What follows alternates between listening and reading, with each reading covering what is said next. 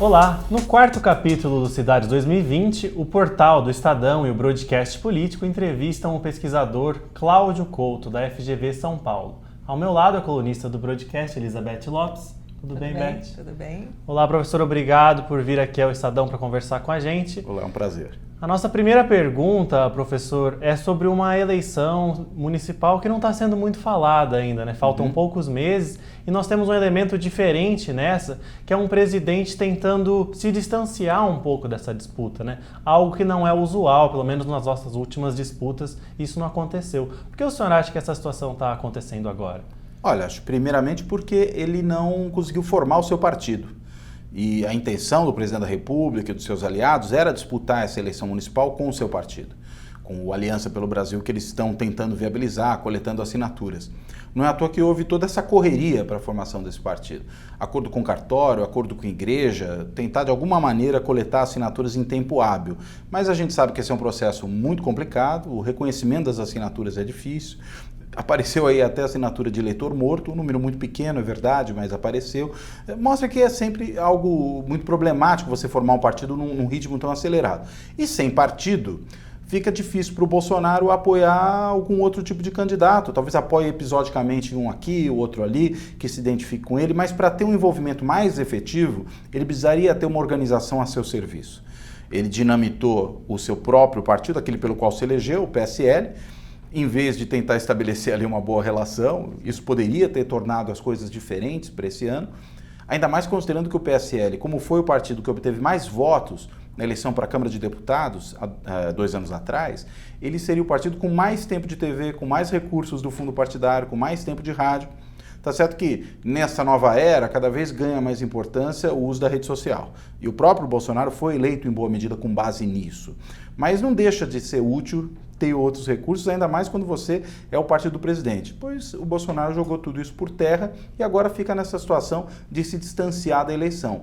Mas eu acho que além disso, e também tem a ver com o Bolsonaro, a gente vive um momento de muito estresse político. É todo dia uma confusão nova, uma declaração controversa, para dizer o mínimo, uma declaração completamente irreal, surreal, podemos assim dizer, como essa do presidente que recente aí sobre a fraude no primeiro turno. Eu nunca vi alguém ganhar uma eleição e achar que houve fraude na eleição, ganhou, e questionar. É a primeira vez que a gente vê isso. O que me parece grave porque é um questionamento do próprio processo eleitoral.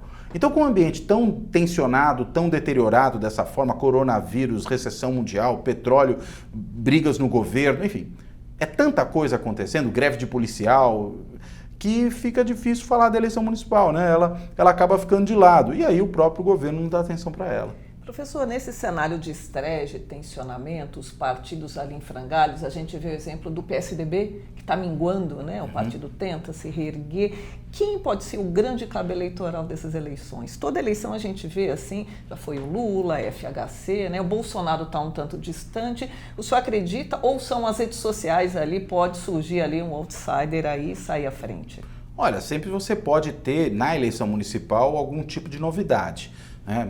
Mas em nível local. Nós tivemos já na eleição de 2016, né? Nós tivemos, por exemplo, o Calil, eleito em Belo Horizonte, que foi alguém que não tinha nunca participado antes propriamente da política. O próprio Dória, em São Paulo, era um elemento novo. Sempre pode surgir algo assim, mesmo que por dentro dos partidos tradicionais.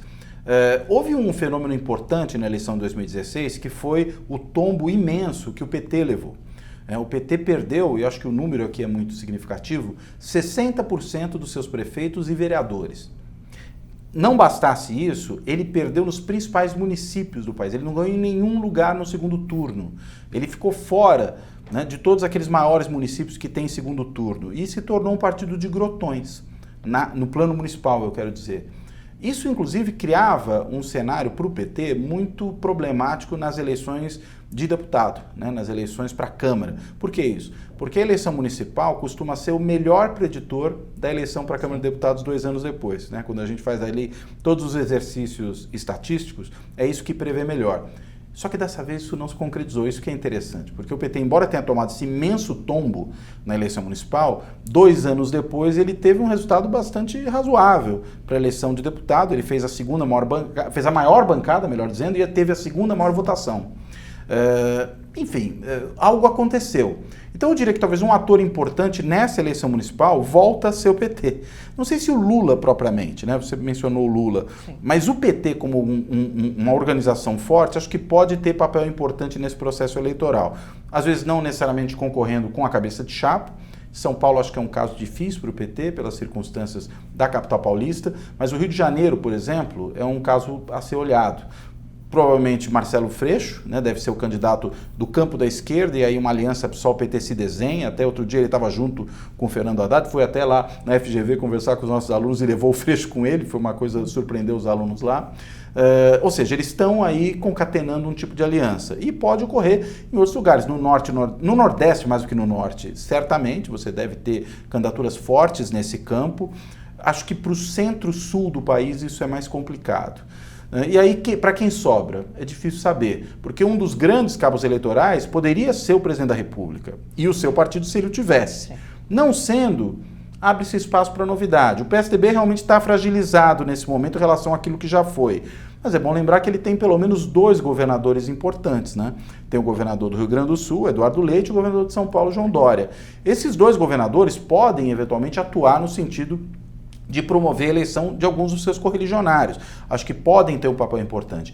Mas fora isso, a minha expectativa é muito mais de uma continuidade dessa pulverização partidária, né, com algum protagonismo dos governadores em seus estados. Acho que o Flávio Dino no Maranhão também deve ter um papel importante. Esses governadores que são fortes nesse momento, mas não veria, por exemplo, o Zema nessa condição. Me parece um governador que está se enfraquecendo muito rapidamente, diferente do Rui Costa na Bahia. Enfim, é bom olhar para as situações estaduais. Se há um bom cabo eleitoral, é um governador que tem pelo menos força. Ele pode até ser polêmico, o caso do Eduardo Leite no Sul, mas tem força.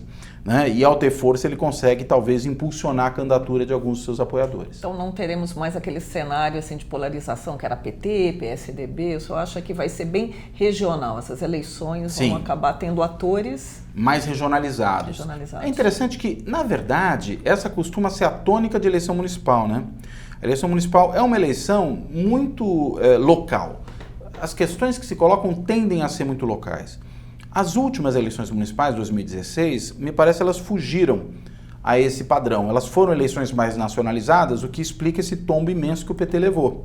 Né? Naquele cenário de impeachment da Dilma, de muita impopularidade do próprio partido, ele apanha naquela eleição. Agora, é incomum esse clima da eleição da política nacional entrar na eleição municipal como entrou ali. O mais normal é realmente questões locais se resolverem localmente. Claro que depois isso serve como alavanca para ações eleitorais posteriores, inclusive para disputas posteriores, como por exemplo a disputa da Câmara, né, que eu até mencionei. Mas eu diria que a tendência é serem eleições locais. E nesse sentido, eu entendo que talvez a gente volte a ter um pouco mais esse padrão. Só que num ambiente um pouco diferente, né? Que é esse ambiente, primeiro, de muita pulverização, sem nenhum ator realmente significativo, forte aí. E é bom sempre lembrar que o partido do presidente da República costuma ser um partido que vai bem nas eleições municipais durante o seu mandato. Sim. O PT foi bem, o PSDB foi bem, né, quando o Fernando Henrique era presidente, depois quando o Lula se tornou presidente. Então, o Bolsonaro sem partido, ele perde um trunfo, ele deixa de ter a oportunidade de fazer o que os seus antecessores fizeram desse ponto de vista. E isso favorece a pulverização e o localismo das eleições. Professor, o presidente Jair Bolsonaro foi eleito na campanha em 2018 com um discurso de um político diferente, que não era político, apesar de ter tido 28 anos de experiência como deputado. E 2 de vereador ainda. E 2 de vereador. Então, 30 anos aí na política. E ele criou essa imagem de alguém de fora, alguém antissistema. O senhor acha que esse discurso deve continuar nas eleições aqui, que ele ainda vai conseguir conquistar mais pessoas que são de fora da arena política? Olha, eu acho que ele ainda é um discurso com uma força razoável. É bom lembrar que ele não começa com o Bolsonaro, pelo menos essa onda recente do discurso antipolítica e dos candidatos não políticos.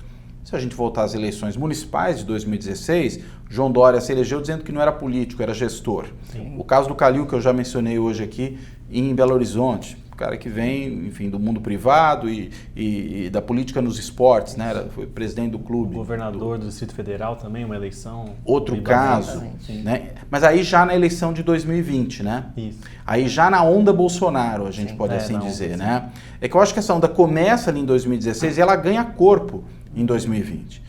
E é curioso mesmo, né? O Bolsonaro, 30 anos de carreira política, todos os filhos metidos na política, até a ex-esposa concorrendo a cargo político, ou seja, a família inteira colocada nisso, né? É muito difícil dizer que não se trata de um político profissional, evidentemente se trata de um tipo muito particular, né? Eu acho que outsider não é um termo bom para o Bolsonaro, porque quem está há 30 anos na política, outsider, mas ele é claramente um marginal, né? No sentido de que ele sempre foi um político da margem do sistema, ele nunca foi um ator central, nunca foi membro da mesa diretora da Câmara, quando foi candidato a presidente da Câmara teve 4 votos dos 513 possíveis, nunca presidiu uma comissão, nunca teve uma relatoria de projeto importante ou aprovou um projeto de lei relevante, nunca foi líder de bancada. Nada disso, era sempre um político realmente marginal. Na turma do fundão, ele era do fundão da turma do fundão. Só que justamente isso é que lhe deu essa capacidade de se apresentar como diferente de todos os outros. Só que eu entendo o seguinte, embora isso ainda esteja presente, já não é mais a mesma novidade que foi em 2020. Entendo eu que o ápice dessa onda foi justamente 2020. Até porque agora esse político marginal se tornou um ator central da política brasileira, se tornou presidente da República. E aí, consequentemente, há um certo desencanto da parcela do eleitorado que tinha muita expectativa com a novidade, ao ver que quando a novidade deixa de ser novidade, se torna um fato consumado. Então, embora acho que muitos ainda creiam nisso, outros, inclusive, talvez venham a aderir a Bolsonaro e a esse tipo de político, gostando do que ele tem feito no governo, há um outro tanto que se desaponta, que se desilude, e talvez busque políticos mais tradicionais, né? Busque uma opção mais dentro do convencional. Então eu acho que talvez a gente esteja num cenário sob esse aspecto mais perto de 2016 do que de 2020. Professor, num cenário de crise, como o senhor mesmo citou, tem coronavírus, a economia ali em recessão, né? Não só no Brasil, no mundo todo, né? Batendo aqui o dólar em disparada. Qual que o senhor acha que vai ser o grande tema dessas eleições? Por exemplo, pegando uma cidade como São Paulo, já teve a eleição da transparência, do emprego, né, das questões, que é uma eleição local. O eleitor ele está preocupado com o buraco da rua, com a iluminação. A gente pode falar em grandes temas, o senhor consegue ver, ou vai ser também pulverizado aí como os partidos? Olha, antes do coronavírus, eu diria que talvez fosse uma coisa pulverizada do ponto de vista temático também. Cada município tem lá as suas particularidades. Mas talvez essa situação do coronavírus, isso é só uma hipótese, eu não tenho como afirmar isso categoricamente agora, seja a questão da saúde. Porque justamente a crise que deve se instalar no país, como está se instalando em outros lugares, do problema sanitário vai aparecer. Nos Estados Unidos, entendo eu, isso deve ganhar uma dimensão grande na eleição presidencial desse ano. Né? Por quê? Porque eles não têm um sistema universal de saúde como nós temos, o SUS, como os britânicos têm, como os europeus, de um modo geral, têm. Né? Talvez a Suíça seja o único caso excepcional aí no contexto europeu. E a falta do sistema universal de saúde é sempre problemática, é uma situação problemática quando você tem um fenômeno desse tipo. E isso deve ser tematizado lá. Eu imagino que, a depender das consequências da epidemia de coronavírus no Brasil, é bem possível que esse tema ganhe relevo na discussão da eleição municipal. Né? Porque se as pessoas perceberem que estão vulneráveis do ponto de vista de saúde, mais até do que imaginavam que eram, para além dos problemas tradicionais, porque saúde sempre aparece no topo do ranking das reclamações das pessoas nas pesquisas, e é um tema importante no nível municipal, porque a atenção básica é um problema municipal, há oportunidade desse tema ganhar corpo. Então eu faria essa aposta hoje, né? Que esse deve ser um tema que ganha relevância. Claro, todos os outros que sempre aparecem, inclusive alguns que não são diretamente municipais, como segurança pública também devem aparecer, né? Sempre aparece na eleição local, porque a prefeitura pode fazer alguma coisa aí nessa área, embora não seja sua função primordial, isso é problema estadual muito mais que municipal. Mas eu diria saúde, a meu ver, deve ser talvez o tema mais importante esse ano pelas circunstâncias. Professor, aqui na cidade de São Paulo também, falando um pouco sobre os candidatos, né? Um cenário em que a gente tem várias figuras que em algum momento já falaram que poderiam se candidatar, o próprio Datena já desistiu algumas ocasiões de eleições, não se sabe o que pode acontecer por aqui, né? Na visão do senhor, tem alguma coisa se desenhando, alguma candidatura que o senhor vê mais forte do que as outras nesse momento para São Paulo? Sinceramente, não. Acho que tem uma candidatura do próprio prefeito, que é uma candidatura, por natureza, seria forte, né? Porque o prefeito é sempre um candidato à sua própria reeleição. Creio que a questão da doença do Bruno Covas, de alguma forma, contribui para a popularidade dele, produz uma certa empatia, as pessoas olham com mais atenção e se solidarizam com o prefeito, e isso, de alguma forma, reforça a candidatura. Mas, ao mesmo tempo, é uma fragilidade, porque, afinal de contas, há muita incerteza, né, sobre essa situação. O Datena, como você bem apontou, me parece que é um nome que está sempre sendo posto, né? Mas o Datena parece aquele indivíduo que fuma e que fala, para de fumar é fácil, eu já parei várias vezes. Né?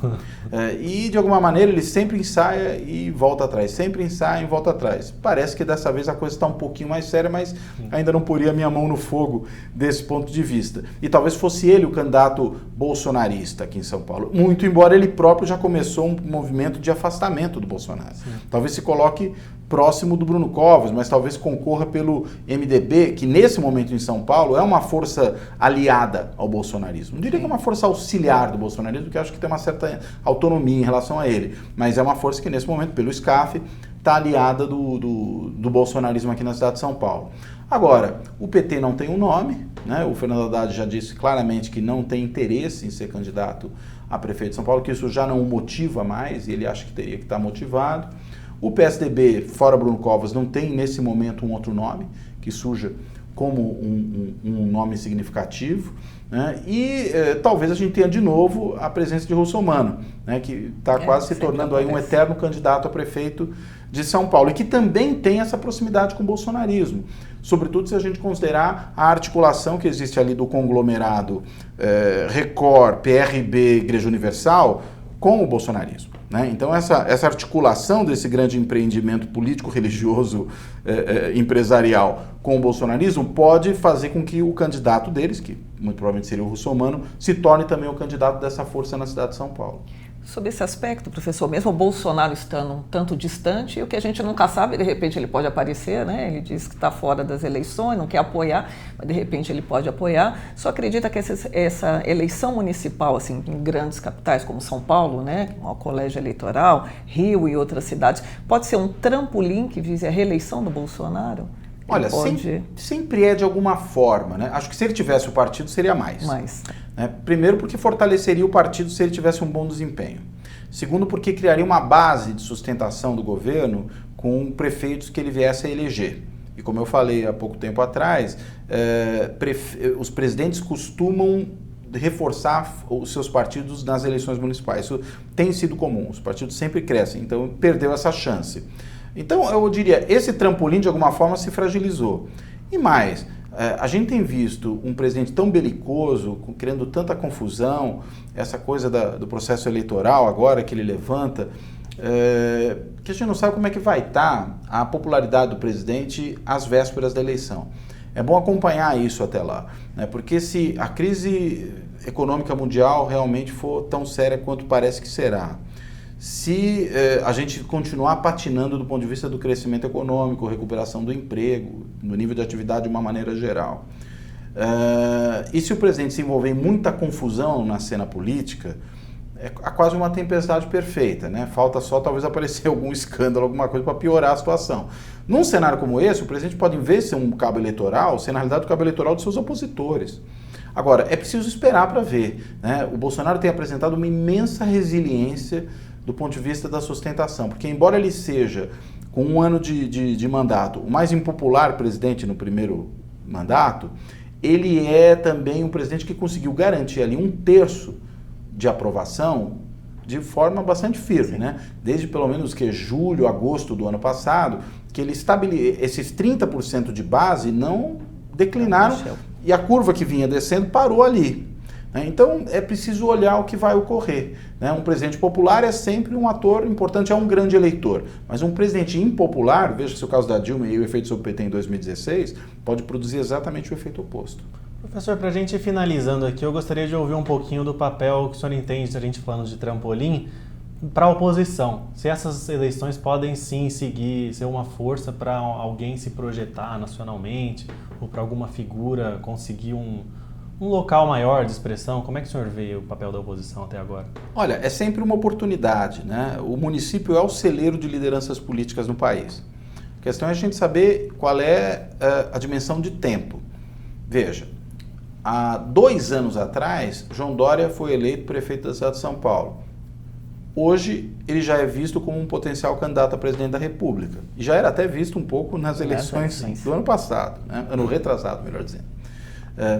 Então, é possível que alguém emerja nessa situação, né? Que apareça como um candidato forte no nível municipal, se for um município importante, e isso já o projete para a política nacional. E aí é uma oportunidade importante. Alguns também podem aparecer como articuladores importantes da política nos seus estados, como eu indiquei agora há pouco. O próprio Dória, né, o Eduardo Leite, o Rui Costa, o Flávio Dino, enfim. Governadores fortes são governadores também com uma capacidade de, na atuação na eleição municipal, ganharem mais relevo. Eles são grandes articuladores. Às vezes nem tanto do ponto de vista da visibilidade para o grande público, mas do ponto de vista da sua capacidade de operarem como articuladores da classe política. E aí isso lhes habilita para continuar essas articulações numa etapa posterior da disputa e aí se colocarem como atores centrais do processo político vindouro. E eu diria que alguns estão claramente jogando esse jogo, né? Estão claramente, inclusive, fazendo política nacional ao mesmo tempo que governam seus estados. Com certeza. Elizabeth Lopes, obrigado. Obrigado, professor Cláudio Couto. É um prazer. A você que nos acompanhou, para assistir conteúdos como esse, acompanhe o Broadcast Político e o portal do Estadão.